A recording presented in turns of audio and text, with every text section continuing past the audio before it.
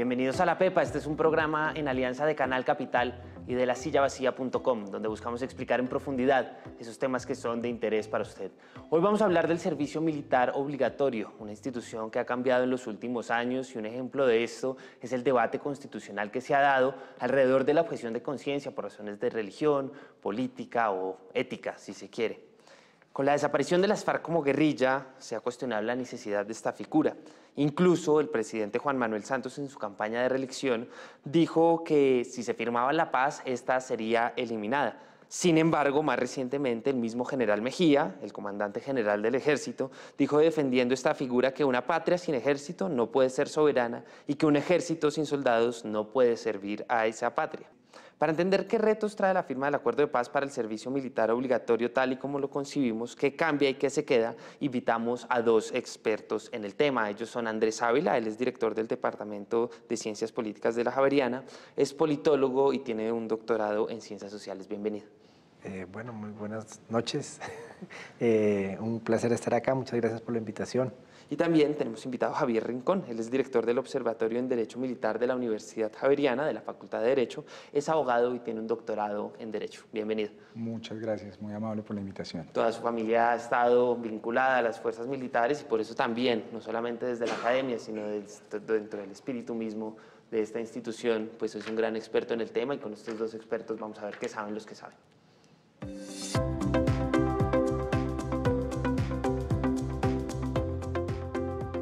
Javier, quiero arrancar por usted preguntándole por la esencia del ejército, para entrar ya a un debate de qué está pasando en el posconflicto y qué va a pasar con el servicio militar obligatorio, pero me parece importante describirlo desde arriba.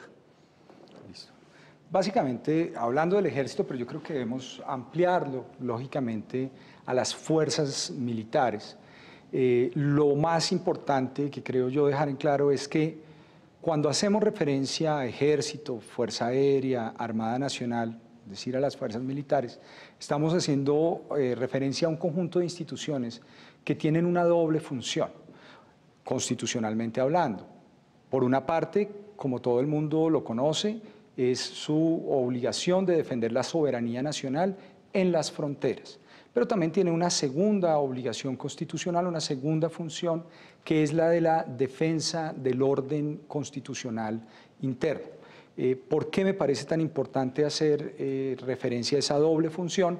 Porque dentro del marco de las discusiones sobre la pertinencia de la propia existencia de las fuerzas militares, en esta época de posconflicto, se ha querido hacer o creer que al finalizar el posconflicto, las fuerzas militares deberían simplemente volver a su función original, que son las fronteras, como si esta función de mantenimiento del orden constitucional interno no existiera, no estuviera en nuestra Constitución y no hubiese existido desde siempre, porque tanto en la Constitución del 86 como en la Constitución del 91 existe esa función. Y esa función de mantenimiento del orden constitucional implica que en aquellas situaciones en las cuales no se esté aplicando la Constitución, no puedan operar las instituciones legítimamente constituidas, es el Ejército, la Fuerza Aérea y la Armada quienes deben intervenir para restablecer ese orden constitucional.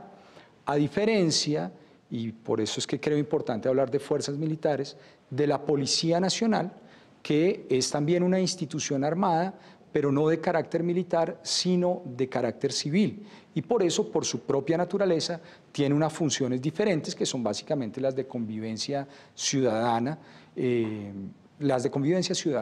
Claro, usted toca un punto muy interesante, y es hacer esa división, y me parece que es particularmente interesante pensándolo en una época de posacuerdo o posconflicto, como se quiera. Andrés, ¿cómo se maneja esta tensión entre dos fuerzas con funciones distintas, como ya lo describía Javier, en una época como la que estamos viviendo? Bueno, yo, estando de acuerdo parcialmente con lo que ha planteado Javier, pondría unos puntos que son para la discusión. De hecho, cuando me empecé a aproximar al tema, creo que fue uno de los responsables de la necesidad de hablar de fuerza pública y de entendiendo funciones, características organizacionales y funcionales distintas. Militares y policía constituyen nuestra fuerza pública en su conjunto, y entre ambos dan cuenta, digamos, de esto que hemos llamado como la defensa no solo del orden público, del orden constitucional, sino del orden público interno. Y un poco lo complejo ahí, y es un tema en que hay que tener claridad, pero a la vez también entender lo que ha pasado. El problema en el caso colombiano es que las funciones están muy mezcladas. Lo que hace la policía tiene mucho de militar. Lo que hacen nuestras fuerzas militares en muchos aspectos tiene mucho de labor policial. Algunos han hablado de militarización de la policía y de policivilización del ejército, de las fuerzas militares. Entonces hay esa complejidad allí mezclada. Entonces, entendiendo que es muy importante la diferenciación, también hay que entender que como Estado, y un Estado relativamente pobre y no tan fuerte, etcétera, etcétera, la fuerza pública opera es decir, distribuye sus funciones. Ellos tienen muy claras las diferencias funcionales, pero a veces esas tareas se confunden. Y en efecto, digamos, frente al posconflicto, el tema es, esas funciones van a tener que cambiar para todos, para todos. Y hay unos retos grandes. Yo lo que advertiría es, creo que nuestras fuerzas se están transformando hace varios años, es decir, los que no sabemos que se están transformando son los civiles, pero se están transformando todas las fuerzas militares como de policía, y hay como unos lugares grises que van a ser muy difíciles. En este momento creo que el ámbito más gris es quién se va a encargar de la seguridad en lo rural, que es una tarea que no se sabe si es de la policía o si es del ejército o cómo se va a dividir. Inclusive, permítame, les digo, con ausencia de gente que lo hacía como una guerrilla, como las FARC. Sí, no, y fíjense que se ha hablado entonces que de una Guardia Nacional o de la Gendarmería, no sé qué, etcétera, etcétera, y son temas institucionales complejos. Ahora, para responder tu pregunta, pues esos procesos se están viviendo, se están dando. Lamentablemente, digo yo, nuestro mundo civil, nuestro mundo académico está un poco alejado de los detalles y de las complejidades de estos asuntos, y por eso qué bueno que aquí venimos a hablar, no estrictamente de todas esas reformas, sino de la del servicio militar obligatorio. No, claro, pero me parecía muy importante para contextualizarlo y aterrizarlo, y los invito entonces a que vayamos a la calle a ver qué preguntan en la calle.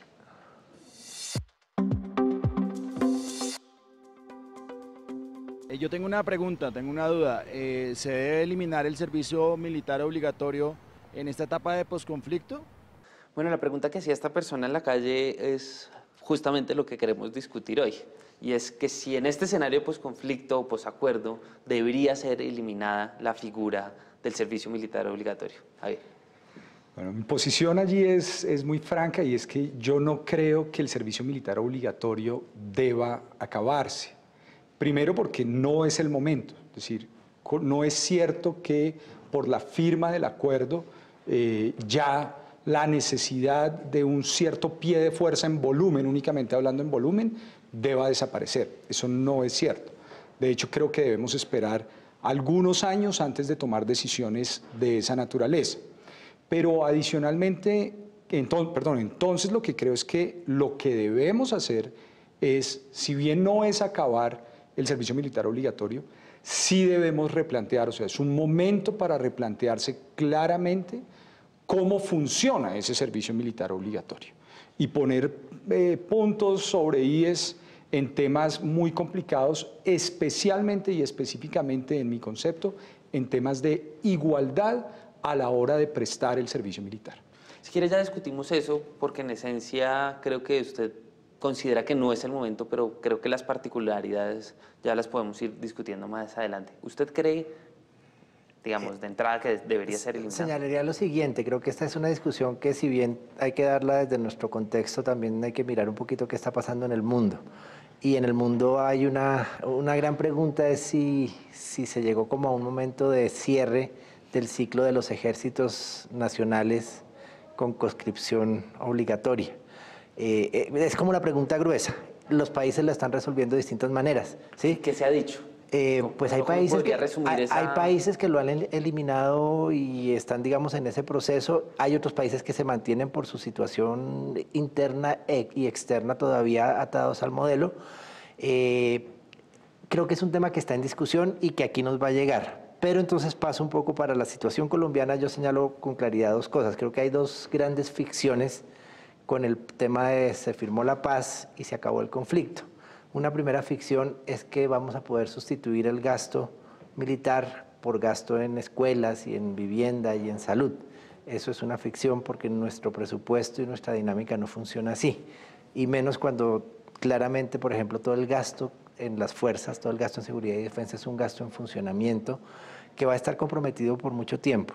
Esa sustitución que muchos sectores proponen y señalan, etcétera, es algo que a lo sumo se dará en unos 15 o 20 años si es que el país toma decisiones en esa dirección. Y la segunda gran ficción es que se puede acabar el servicio militar obligatorio. Claro, entonces entendamos por qué es una ficción. Y me parece interesante entender por qué surge la figura, por qué es necesaria una figura así dentro de las Fuerzas Armadas. Digamos, la primera y la más práctica de todas es la necesidad de personal que porte las armas y que preste la seguridad del Estado. O sea, esa es, digamos, la franca y clara. O sea, se necesita alguien que preste la seguridad y en principio esa no es una función por el riesgo que implica que voluntariamente todo el pueblo quiera asumir. Entonces, se necesitan personas, entonces luego es necesario implantar un servicio militar de carácter obligatorio para los más jóvenes, para que ellos vengan a engrosar esas filas y puedan ejercer la defensa que seguramente de la existe República. Desde que se concibe la idea de ejército, no sé, romano, qué sé yo. No, yo creo que es un poco posterior, es más reciente, es un poco el proceso de formación del Estado-Nación moderno, 17, 18, 19, cuando se pasa un poco de los ejércitos más, se me fue ahorita la palabra, de gente contratada o pagada, mercenarios a buscar precisamente el tema, y obviamente el servicio militar juega un rol importante como ejército nacional, entonces va asociado a profesionalización de los militares, de los ejércitos para ir a la guerra, asociado a que eso también cumple un papel para formación de identidad nacional. Claro, y ese es un punto que a mí me parece interesante. ¿Por qué es tan importante esto? Digamos, está claro que un ejército necesita gente, como le decía el general Mejía, y si no hay gente, pues no hay ejército, ¿no? Pero esto tiene otras consecuencias en términos de formación de Estado-Nación. ¿Cómo son esas necesidades? Claro, porque es decir, la idea básica es que el ejército, o no lo planteemos en términos de ejércitos, de fuerzas militares, ni siquiera de policía, sino la defensa del Estado es una obligación o es una labor de todos. La defensa del orden constitucional es una labor de todos, no puede ser una labor de un grupo excluido. Y entonces, en esa idea de esa defensa del Estado, de nuestra soberanía, de nuestro orden constitucional, nos unimos todos y creamos un sentimiento de pertenencia a algo. Ese algo pues puede ser la nación o puede ser la república, si lo quiere mirar de otra manera, pero es la idea de que nos podemos cohesionar a través de la prestación de un servicio obligatorio al Estado, que en este caso sería el servicio obligatorio para esa seguridad del Estado. Entonces, allí, claro, en temas de posconflicto, pues hay una gran discusión, porque la pregunta es si lo que nos tiene que unir es ese contenido de seguridad o ese contenido pues que algunos llaman de guerra, porque es que yo creo que allí también hay una gran confusión, y es, una cosa es la seguridad, otra cosa es la guerra. Fíjese que ahorita... Y otra cosa es la defensa. Claro, fíjese que ahorita hablábamos de los otros países que están haciendo, y creo que deberíamos poner también de presente que hay algunos que lo dejaron y lo están retomando. Y ponía yo de ejemplo a los países que aquí normalmente en Colombia se utilizan como ejemplo de paz y de que no sucede nada, y que allí sí son supremamente desarrollados en sus políticas sociales y culturales, que son los países nórdicos. Y resulta que los países nórdicos están reimplantando, o reimplantaron, Noruega, Dinamarca, Suecia, su servicio militar obligatorio, evidentemente por razones completamente distintas, que tienen que ver con una inestabilidad que ellos perciben se puede presentar por su relación con Rusia, por lo último que está haciendo Rusia. Pero fíjese cómo están volviendo a retomar la discusión, en el entendido que no es que ellos digan mañana vamos a entrar en guerra con Rusia, no, simplemente dicen hay una posibilidad, tenemos una lógica de seguridad que debemos reforzar, y en consecuencia, como los voluntarios no logran llenar esa necesidad, pues debemos implantar un servicio obligatorio, inclusive, por ejemplo, en el caso de Noruega, para las mujeres. Entonces, claro, ese es un debate que ya quiero tocar más adelante, sin antes preguntarle por ese tema del Estado-Nación. Sí, no, yo creo que, digamos, en la historia y en nuestra historia patria, el tema de pertenecer al ejército y de la conscripción es un tema que está asociado a... hay por ahí un texto de Malcolm X muy interesante que muestra cómo había pueblos de Boyacá que se peleaban en el siglo XIX por ser los que tenían mayores índices de reclutamiento, porque era un honor tener gente, sí. Ahora, eso obviamente hoy tiene otros significados y demás, pero en su momento ha tenido y ha jugado un papel en esa dirección. Quería acabar una idea importante sobre el tema de por qué es una ficción eliminar el servicio militar obligatorio. Adelante. Y es básicamente porque en la práctica no es tan fácil reducir y un poco todas las previsiones es no podemos reducir el tamaño de nuestras fuerzas porque sigue habiendo manifestaciones de conflicto, Claro, amenazas. entonces entremos de una vez en ese tema y es ¿qué representa para el ejército en número, en capacidad, digamos, de fuerza, tener servicio militar? En este momento para ejército, solamente ejército, son alrededor de 135.000, 140.000 soldados regulares. 145.000 soldados regulares. Regulares que se relevan al año, porque son alrededor de 95.000, 100.000 sí, soldados son profesionales. más o menos. Digamos, allí yo creo que por claridad es bien interesante plantearle a las personas cómo es esa composición del soldado, porque es que nosotros tenemos soldados profesionales, luego tenemos soldados que vienen del servicio militar obligatorio, pero que tienen una, si lo quiere, una triple composición, que son soldados regulares, que son aquellos que están van a prestar servicio entre 18 meses y 24 meses, que son aquellas personas, aquellos varones mayores de 18 años que no obtuvieron título de bachiller, y están los de servicio militar obligatorio, pero que son bachilleres quienes solo prestan durante 12 meses su servicio militar. Y también están unas personas que son voluntarios dentro del servicio militar obligatorio, digamos que toman un cupo de lo obligado y lo asumen como voluntario. Y también tenemos una disposición legal para las mujeres que pueden prestar servicio militar voluntario. Entonces, todos esos son la composición de nuestros soldados. Y tenemos a los soldados profesionales, que son los que se vinculan directamente y tienen un contrato laboral. Después de prestar el servicio. Sí, claro. Esa es la razón fiscal que es muy importante, porque es que el soldado profesional, que son 100.000 y que son los que van a combate y los que un poco ganaron, ¿sí? Los que ganaron la lucha contra las guerrillas, etcétera, esos han tenido 24 meses de formación a costo de soldado raso, que es muchísimo menor. El soldado profesional ya tú tienes que darle salud, pensión, vivienda, salario. La diferencia exacta es, hoy un soldado profesional, disculpa que te interrumpa, hoy un soldado profesional con prima de orden público más o menos debe estar por el orden de 1.800.000, 1.600.000, más o menos, no tengo la cifra exacta. Y un soldado regular le cuesta, no le cuesta, pero un soldado regular gana 90.000 pesos mensuales. Claro. ¿Sí? Es decir, en términos salariales, sin la otra carga. Pero el soldado regular le cuesta, en términos salarial, entre comillas, 90.000 pesos al Estado, mientras que el profesional le cuesta entre 1.600.000 y 1.800.000. Por eso no es tan fácil hacer la sustitución de decir, acabo el servicio militar, porque entonces ¿de dónde saco? Ya no puedo tener soldados profesionales. Claro. Ustedes introducían un debate por un lado y es la composición, que me parece muy interesante de explicar y entender, porque creo que eso no todo el mundo lo tiene claro, yo no lo tenía claro. Por otro lado está un tema presupuestal que me parece evidente con lo que usted dice de 90.000 versus más o menos 1.800.000. Pero ahora hablemos de términos militares. ¿Qué representa para el ejército tener esa base en términos militares? Más allá de alimentar sus filas, ¿por qué es importante esa base?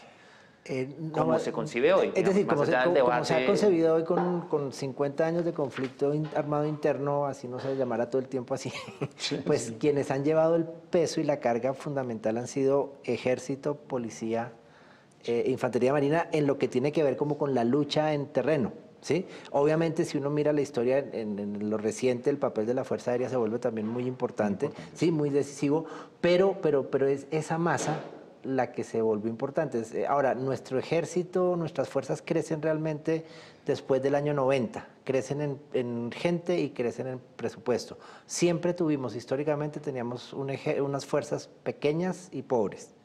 Y hoy son grandes. Nuestro ejército es casi del tamaño del ejército brasileño.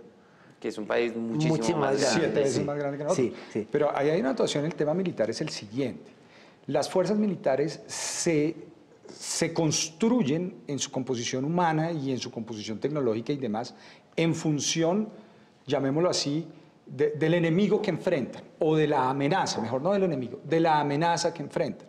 Entonces, ¿qué pasa? Aquí se ha creado también la falsa discusión de que la tendencia es que el ejército sea más tecnificado y entonces que ya los Estados Unidos no tuvieron que llevar 1 millón de soldados a la guerra, sino que solo llevaron poquitos. Claro, pero es que eso sucedió inclusive para los Estados Unidos en el momento en que yo estoy en una guerra convencional. Pero cuando yo lo que tengo que hacer es afrontar una amenaza. Claro, no es fronteras, sino territorios. De guerrillas, y entonces yo tengo lugares en donde usted ni siquiera, piénselo de esta manera, en los que usted ni siquiera puede utilizar toda su fuerza bélica, porque si lo hace, usted podría estar vulnerando derechos humanos, derecho internacional humanitario, porque estaría poniendo en peligro civiles. Entonces, ¿cuál es la única manera? Pues poner hombres en el terreno. Javier, Andrés, los invito entonces a que vayamos a la pepa de este asunto.